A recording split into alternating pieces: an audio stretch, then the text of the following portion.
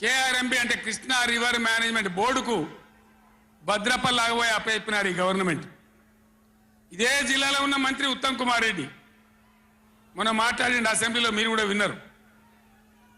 ఉమ్మడి రాష్ట్రమే నయం ఉండినట్టు ఆయనకట. ఉమ్మడి రాష్ట్రమే మంచిగా ఉండే ఇప్పుడు మంచిగా లేదట. మరి శ్రీకాంతాచారి ఎందుకు చచ్చిపోయింది? ఇదే జిల్లాలో పుట్టే బిడ్డ.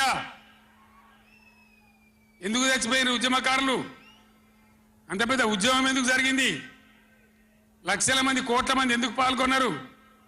ఇంత సోయి తప్పి మాట్లాడతారు మంత్రులు. గవర్నమెంట్ వస్తే ఏం చేయాలా?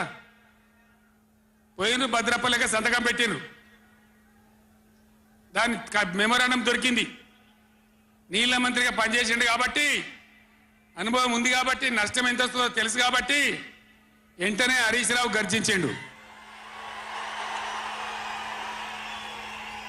గర్జిస్తే ఒక 4-5 రోజులు నాటకాలు ఆడిండు, అబద్ధాలు మాట్లాడిండు.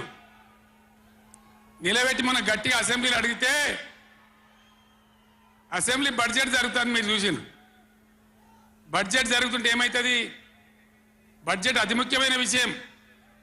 ఎప్పుడు కూడా చరిత్రలో దాన్ని పక్కకు పెట్టి వేరే అంశాలు తీసుకోరు.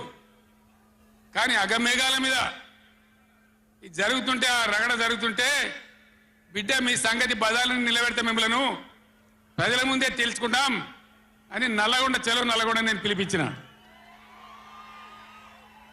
ఎందుకంటే నాకు చేతనైనా కాకపోయినా నా కట్టె కాలే వరకు తెలంగాణకు అన్యాయం జరిగితే చివరి శ్వాస దాకా కూడా పులిలాగా లేచి కొట్లాడతా తప్ప పిల్లిలాగా ఉండను. ఎట్టి పరిస్థితులలో 600 ఏ విషయంలో కూడా తెలంగాణకు అన్యాయం జరగనివ్వను. కొట్లాడదాం. చెలో నల్గొండ ఇయ్యంగానే పిక్క పిక్క సచ్చుడు ఇజ్జత్ మానం పోతుంది రాబాయి. కేసీఆర్ పోయడం బొబ్బ పెడితే ఏం చేస్తామంటే ఏం చేస్తామని